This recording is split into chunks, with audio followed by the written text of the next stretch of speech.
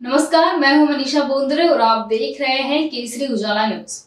सुधीर मुनगंटीवार ने चंद्रपुर में जिले में खेल को प्रोत्साहन देते हुए चंद्रपुर जिले को हर खेलों में आगे रखने की बात कही है।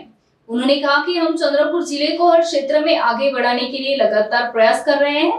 यह क्षेत्र बहुत ही सात्विक लोगों का क्षेत्र है और हम चंद्रपुर जिले में एक बहुत आधुनिक केंद्र बनाने का प्रयास कर रहे हैं। आधुनिक या ठिकाणी व्यवस्था व्हावी, कारण आपल्याला माहिती आहे की भारताने जगाच्या ऑलिम्पिक मध्ये 1900 पासून 2020 पर्यंत 120 वर्षात 28 मेडल प्राप्त केले।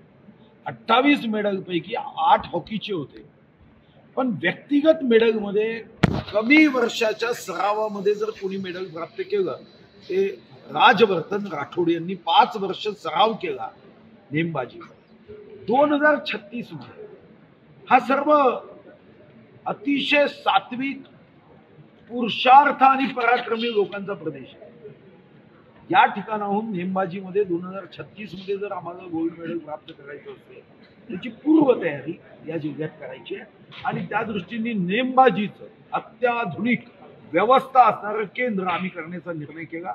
यासोबत चंद्रपूर जिल्ह्यामध्ये जी सैनिक शाळा आहे त्या ठिकाणी आता येणाऱ्या 22-23 सप्टेंबर पासून देशातल्या सर्व सैनिक शाळेची राष्ट्रीय स्पर्धा होईल। या ठिकाणी कबड्डी असेल, कुस्ती असेल, यामध्ये सुद्धा एअर कंडिशन सभागृह आम्ही करतोय, ज्या हॉलच्या माध्यमातून शेवटच्या व्यक्तीला सुद्धा या स्पर्धेमध्ये भाग घेण्यासाठी सराव करण्याची संधी आहे।